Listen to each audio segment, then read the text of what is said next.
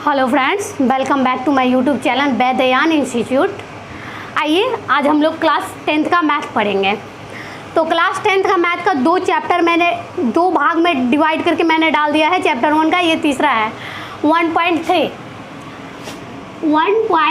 है ये, ठीक है। हम आज इसको पढ़ेंगे। वैसे संख्या को ही हम लोग पढ़ रहे हैं, रियल नंबर्स को ही। तो आज हम रियल नंबर्स में गुणनखंड वगैरह, प्रमेय वगैरह, प्रमेय का प्रकृति संख्या, पूर्ण संख्या, अभाज्य, भाज्य, ये सब पढ़ेंगे। तो प्रकृति संख्या, पूर्ण संख्या, पूर्णांक संख्या, ये सब हमने पढ़ लिया है। कल मैंने एक क्वेश्चन लिखवाया था परसों वाला लेक्चर में, तो मैंने उसको सॉल्व करके डाल दिया है, आप लोग देख सकते हैं। और आज हम इसको पढ़ रहे हैं। तो चलिए, जैसे पहला क्वेश्चन लिखा हुआ है 210 को अभाज्य संख्या के गुणनफल के रूप में व्यक्त करें। किसी भी संख्या को अभाज्य संख्या के गुणनफल के रूप में व्यक्त करने के लिए सबसे पहले जैसे हम लोग जानते हैं कि उसको गुणनखंड विधि एलसीएम के द्वारा निकालें। जैसे 2 का गुणनखंड 2, 4, 6, 8 ऐसे करके, तो उस तरीके से हम लोग 210 का निकालेंगे। 210 2 से स्वाभाविक है लगेगा 2, 0 और 5x। फिर देखिए 3 से लगाएंगे, क्योंकि इस संख्या का जोड़ 3 का गुणज है। 3 से विभाज्यता के नियम क्लास 6 में है। वैसे इसलिए हम बता रहे हैं क्लास 10th को पढ़ने के लिए क्लास 6 का पढ़ना बहुत ज़रूरी है, क्योंकि क्लास 6 में टोटल विभाज्यता के नियम दिया हुआ है। तो वैसे अगर आप लोगों को दिक्कत हो विभाज्यता के नियम में, तो क्लास 6 का हम विभाज्यता के नियम कल बना के डालेंगे लेक्चर, वो देख सकते हैं आप लोग। तो 3 से लगाएंगे, क्योंकि इस संख्या का योग फल 3 का गुणज है। तो जो जिस संख्या के 3 के गुणनखंड का 3 का विभाज्यता के नियम है कि वो संख्या, जैसे कोई संख्या दिया हो उसका योग 3 का गुणज होना चाहिए। तो उस संख्या में अगर 3 से भाग लगता है तो वो संख्या 3 से विभाज्य होगा उसका योग में। तो देखिए 5 1 6 हुआ, 6 3 का गुणज है। तो यहाँ देखिए, तो ये 3 से इसमें लगेगा। 3 3 9, 3 5 15। अब 5 दिन 8 हो जाता है, 3 से नहीं लगेगा। अब 5 के विभाज्यता के नियम पे आइए। जिस संख्या के इकाई स्थान पे 5 या 0 हो, वो संख्या 5 से पूर्णतः विभाजित होगी। तो 5 से दीजिए 5 7 35। अब इसका नहीं लगेगा। अब देखिए इसका क्या होता है, 210 बराबर 2 × 3 × 5 × 7। अब इसको ऐसे भी लिख सकते हैं 3 × 7 × 5 × 2। इसको ऐसे भी लिख सकते हैं 5 × 3 × 7 × 2। कोई मतलब इसमें कैसे भी लिख सकते हैं इस संख्या को। तो प्रत्येक भाज्य संख्या को अभाज्य संख्या के गुणनफल के रूप में व्यक्त किया जा सकता है तथा यह गुणनखंड अभाज्य संख्या के गुणनखंडों के आने वाले क्रम बिना अद्वितीय, मतलब किसी क्रम में लिख सकते हैं। पहला को लास्ट वाले को अगर फर्स्ट में लिखना हो गुणनफल में, तो उसमें भी लिख सकते हैं। अगर फर्स्ट वाले को लास्ट में लिखना हो, बीच में, मतलब ये तीनों तरीके से इसको लिख सकते हैं। और भी तरीके से लिख सकते हैं, आगे पीछे करके लिखेंगे, कोई फर्क नहीं पड़ने वाली है। तो इसमें यही बोल रहा है। वैसे इसके ऊपर डिपेंडेंट 1.2 का सवाल है, पूरा क्वेश्चन है इस पर डिपेंडेंट, तो आप इसको अच्छे से पढ़ लीजिए।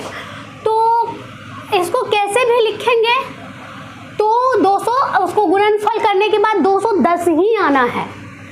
इसलिए कोई भी भाज्य संख्या को अभाज्य संख्या के गुणनफल के रूप में व्यक्त किया जा सकता है। और किसी भी अभाज्य संख्या को भी भाज्य संख्या के गुणन, कोई अभाज्य संख्या है, मान लीजिए 15, कोई अभाज्य संख्या है, उसको अगर गुणनफल के रूप में व्यक्त करें तो उसका अभाज्य संख्या ही होगा। लेकिन किसी भी भाज्य संख्या के गुणनफल को अभाज्य संख्या के रूप में व्यक्त किया जा सकता है, इसमें कोई भी संशय नहीं है। 210 एक भाज्य संख्या था, क्योंकि इसके इकाई स्थान पर 0 था। लेकिन जब इसका गुणनखंड किए और उसको गुणनफल के रूप में व्यक्त किए, तो अभाज्य संख्या में इसमें आ गया। तो उस तरीके से लिख सकते हैं, इसमें कोई डाउट नहीं है। आई होप आप लोगों को ये चीज़ क्लियर हो गया होगा, ये कॉन्सेप्ट। आज हम एक क्वेश्चन लिख के लाए हैं जो कि वेरी वेरी इंपॉर्टेंट है। आज हम उस क्वेश्चन को करवाएंगे, उस पर डिपेंडेंट बहुत सारा क्वेश्चन होगा, तो आप लोग उसको खुद से करिएगा। अगर उस क्वेश्चन को अच्छे से समझ लीजिएगा तो उम्मीद है आप लोग अच्छे से दूसरा क्वेश्चन कर पाइएगा। तो आइए हम वो क्वेश्चन करवाते हैं।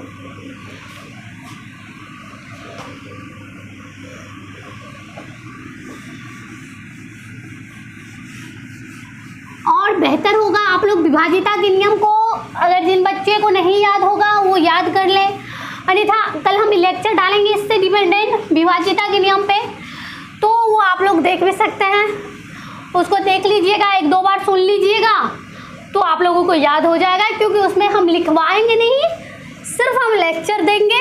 आप लोग सुन लीजिएगा उसे तो याद हो जाएगा, आई होप, क्योंकि सुनने से ज़्यादा याद होता है। इसलिए किसी भी कहानी को देखते होंगे बचपन में, पहले टीचर बुक को उठा के बोलते हैं उठिए रीडिंग कीजिए। तो रीडिंग हम इसलिए करते हैं कि बेसिक कॉन्सेप्ट जो होता है उसको विस्तार रूप में हम लोग रीडिंग में समझ पाते हैं, तो इसलिए हम उसको कल पढ़ेंगे। तो अगर आप लोग उसको सुनिएगा तो याद हो जाएगा, अन्यथा नहीं याद होगा तो सुन के लिख भी सकते हैं, कोई दिक्कत नहीं। चलिए आज हम क्वेश्चन लिखवाते हैं, लिखिए। अभी तो करवा दिए थे। एग्जाम्पल नंबर 2, संख्या 4 की पावर n पर विचार कीजिए जहां n एक प्रकृत संख्या है। n एक प्रकृत संख्या है जहां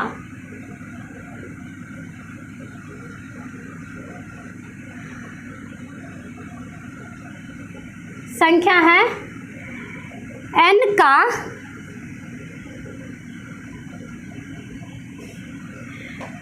कोई ऐसा मान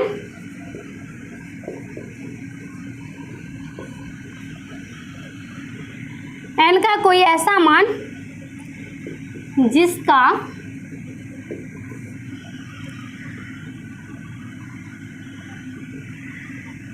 जिसके लिए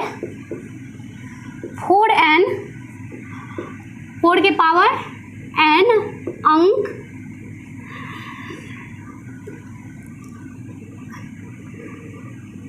के पावर n का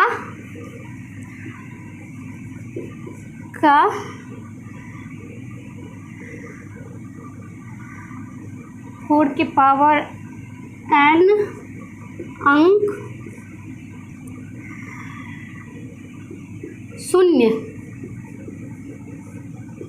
0 पर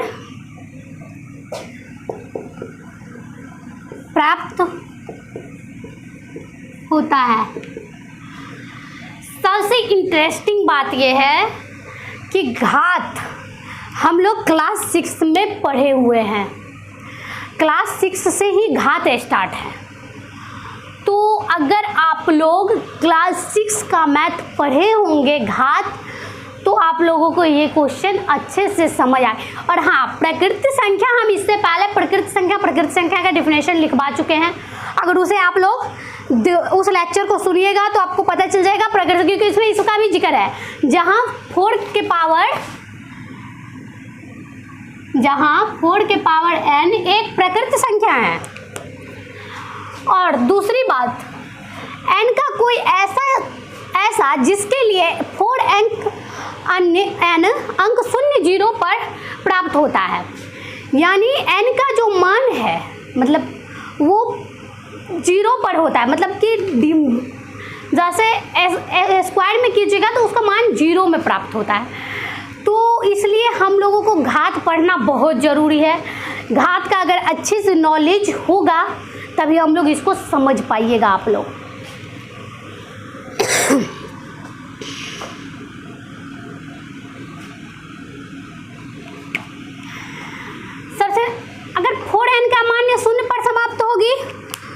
विभाज्य होगा, विभाज्यता के नियम में जब 4n का मान अगर वो पूरा मतलब विभाज्य हो गया, अगर शून्य पर समाप्त होती है तो विभाज्यता के नियम से डिपेंडेंट है, जिसका कि कोई शेष फल नहीं बचा। तो अगर मान शून्य पर समाप्त होता है तो विभाज्य है।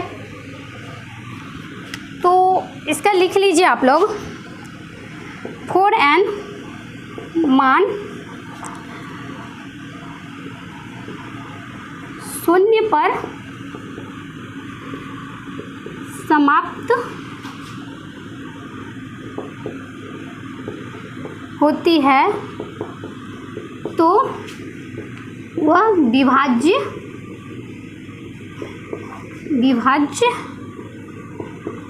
होगी, अर्थात 4n का एक गुणनखंड 5 भी होगा। जिस संख्या के इकाई स्थान पर शून्य अथवा 5 हो वो संख्या 5 से पूर्णतया विभाज्य होती है, विभाज्यता के नियम के हिसाब से। तो ये संख्या 5 से इसका एक गुणनखंड 5 भी हो सकता है। अब ये तो सत्यापित है नहीं, इसे तो सत्यापित करना है। तो अब इसको देखिए क्या होता है। हम क्वेश्चन मिटा रहे हैं, आप लोग लिख लीजिए।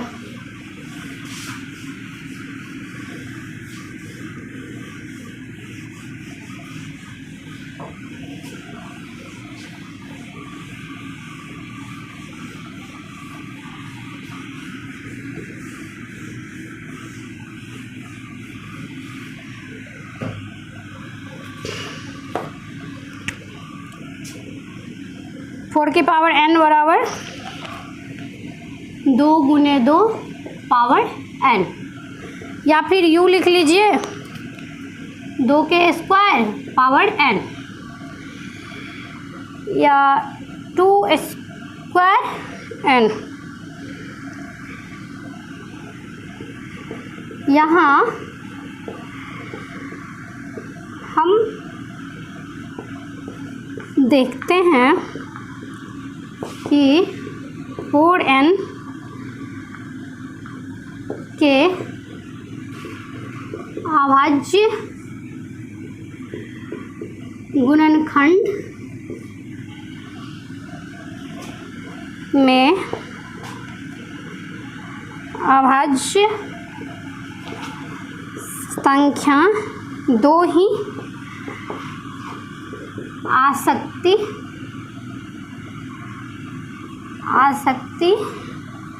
है।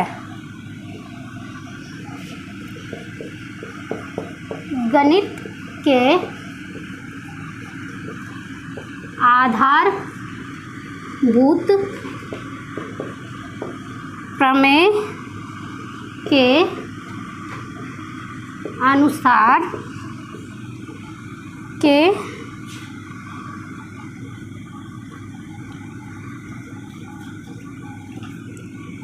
अनुसार 4n के, इसको लिखिए, इसके ऊपर फिर हम लिखा रहे हैं, इसको उतार लीजिएगा। 4n के ऐसा कोई भी गुणनखंड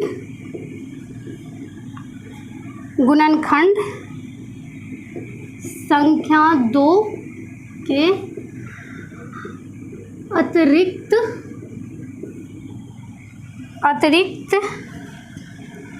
नहीं है,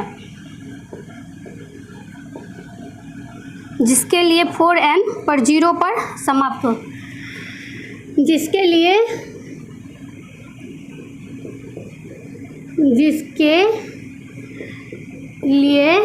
4n बराबर 0 पर समाप्त हो। क्वेश्चन क्या था? क्वेश्चन था 4n बराबर n के बराबर 0 था, उसी बात को सत्यापित करना था। तो 4n का ऐसा कोई भी मान 2 के अलावा गुणनखंड नहीं है कि वो 0 पर समाप्त होगी। इसका आज का मूल कॉन्सेप्ट यही था। और उसके बाद इसके ऊपर डिपेंडेंट बहुत क्वेश्चन है। कुछ क्वेश्चन हमने लिख के भी लाया है, तो क्वेश्चन आप लोग लिख लीजिए, इसको हम सॉल्व करेंगे और सॉल्व करके देखेंगे।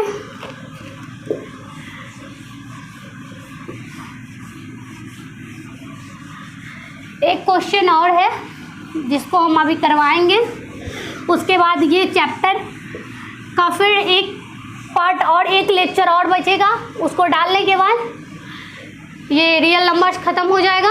उसके बाद हम दूसरा चैप्टर पढ़ेंगे।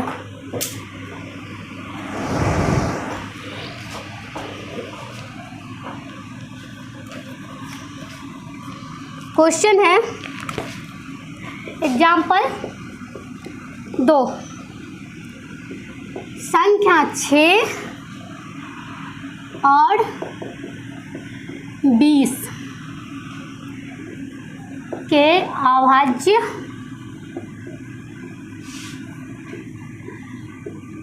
गुणनखंड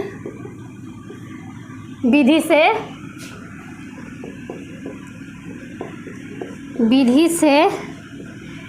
HCF और LCM ज्ञात करें। अब 606,20 का क्या ज्ञात करना है? HCF और LCM।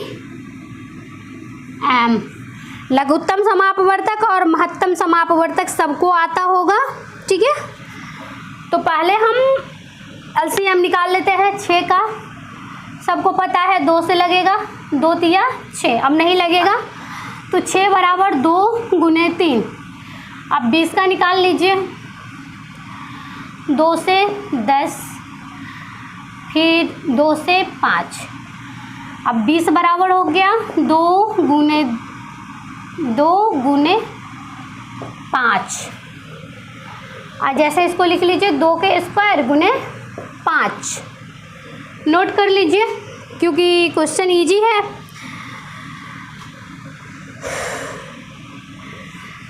तो जल्दी ही करवा देते हैं।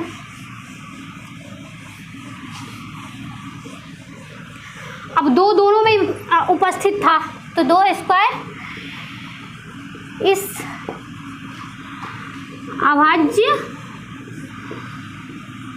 गुणनखंड की सबसे छोटी संख्या है, सबसे छोटी संख्या है। अब इसीलिए HCF 6,20 का हो गया 2, क्योंकि जो सबसे छोटी संख्या रहती है वही HCF होती है। जो सबसे छोटी संख्या रहती है वही HCF होती है। चलिए आगे इसको नोट करिए।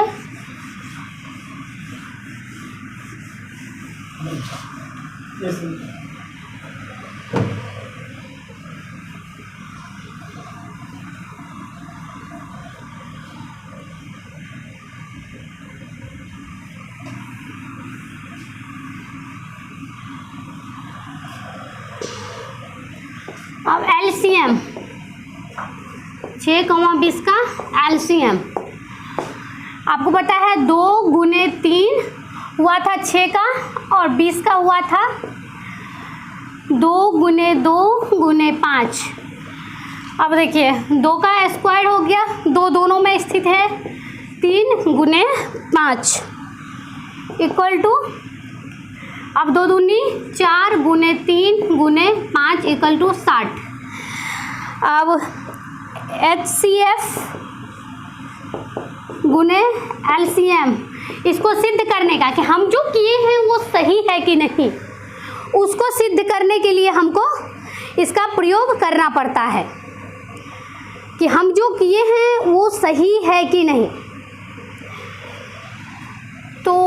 HCF गुने LCM, जैसे 6 और 20, तो 20 छक्का 120 होता है।